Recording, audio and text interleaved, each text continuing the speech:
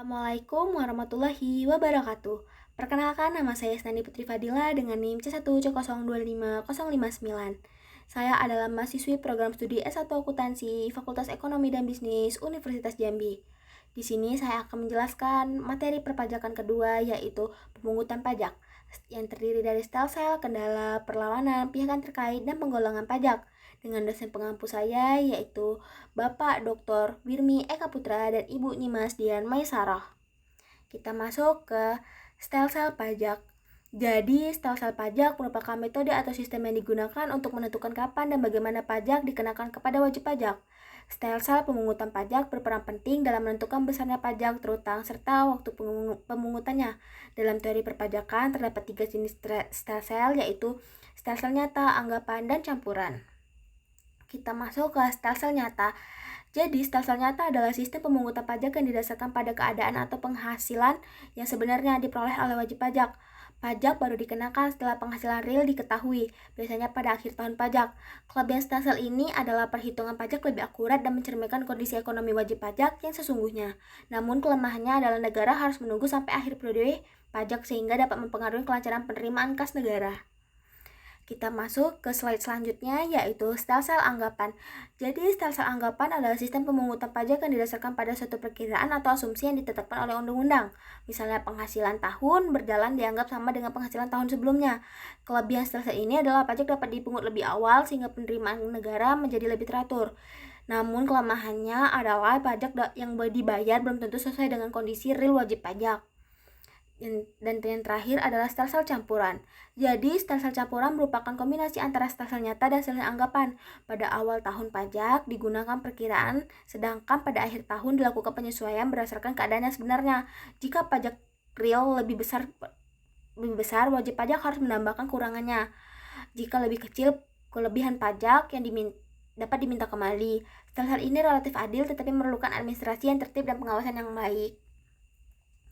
Lanjut ke pihak terkait perpajakan dan sistemnya. Dalam sistem perpajakan terdapat beberapa pihak yang terlibat. Contohnya yaitu pemerintah, wajib pajak, dan pihak ketiga. Peran masing-masing pihak ditentukan oleh sistem pemungutan pajak yang digunakan. Nah, dalam sistem itu terbagi menjadi 3, yaitu Official Assessment System, Self-Assessment System, dan Withholding System. Nah, Official Assessment System adalah sistem pemungutan pajak yang memberikan kewenangan kepada Fiskus untuk menentukan besarnya pajak terutang. Wajib pajak bersifat pasif dan utang pajak baru timbul setelah dikeluarkan surat ketetapan pajak oleh Fiskus. Sedangkan Self-Assessment System yaitu memberikan kewenangan kepada wajib pajak untuk menghitung, menyetor, dan melaporkan sendiri pajak terutangnya.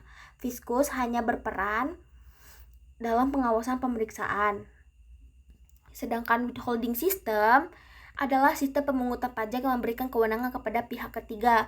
Pihak ketiga itu bukan pemerintah atau Fiskus, bukan juga wajib pajak. Jadi, untuk pihak ketiga itu bekerja untuk memotong atau memungut pajak-pajak.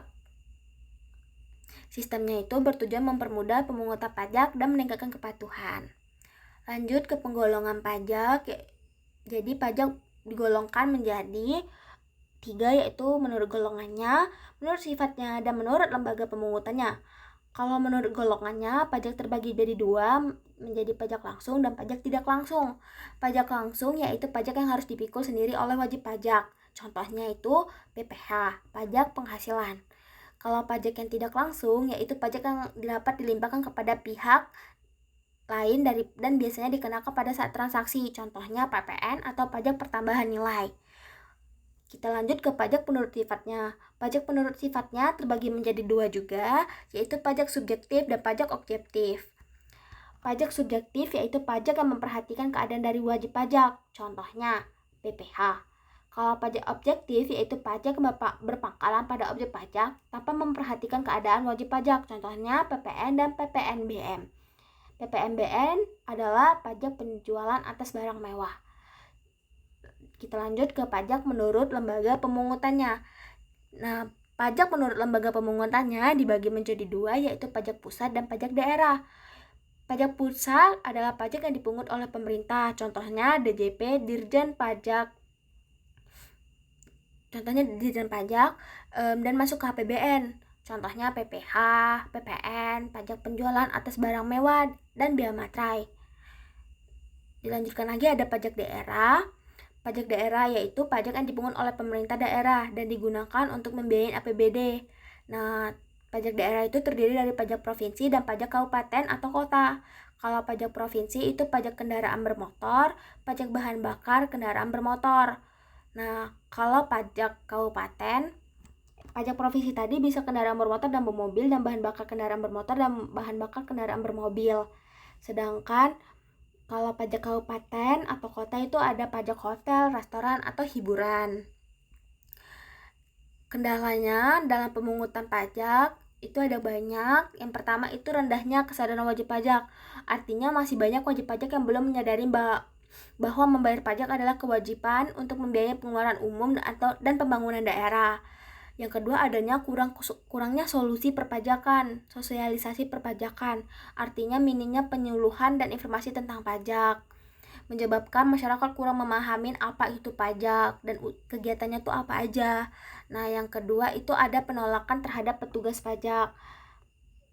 Artinya terdapat wajib pajak yang tidak mengizinkan aparat pajak tuh masuk ke tempat usahanya.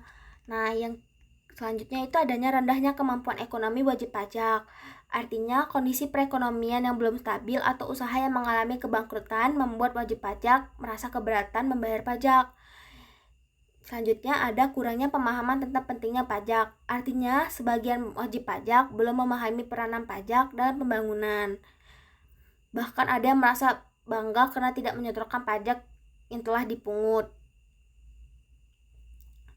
Dan selanjutnya ada ketidaksesuaian jumlah pembayaran pajak. Artinya jumlah pajak yang dibayar itu tidak sesuai dengan yang tercantum dalam surat ketetapan pajak daerah, sehingga terjadi kekurangan pembayaran. Dan yang terakhir ada penutupan usaha oleh wajib pajak. Artinya ketika usaha ditutup, pajak yang seharusnya dipungut menjadi tidak dapat dipungut lagi. Lanjut ke perlawanan pajak. Bentuk perlawanan pajak itu ada dua, yaitu perlawanan pasif dan aktif. Kita masuk ke yang pasif, yaitu perlawanan pasif adalah sikap masyarakat yang enggan atau tidak mau membayar pajak tanpa melakukan tindakan yang secara langsung melanggar undang-undang. Perlawanan ini terjadi bukan karena adanya tindakan ilegal, tetapi lebih disebabkan oleh faktor internal masyarakat dan sistem perpajakan itu tersendiri. Perlawanan pasif dapat terjadi karena yang pertama itu ada perkembangan intelektual dan moral masyarakat yang masih rendah, sehingga kesadaran tentang pentingnya pajak belum terbentuk dengan baik. Yang kedua, ada sistem perpajakan yang sulit dipahami, sehingga wajib pajak merasa bingung atau kesulitan dalam melaksanakan kewajibannya. Dan yang ketiga, ada sistem kontrol dan pengawasan yang kurang efektif, sehingga memberikan peluang bagi masyarakat untuk tidak patuh terhadap kewajiban pajak. Dan yang terakhir ada perlawanan aktif.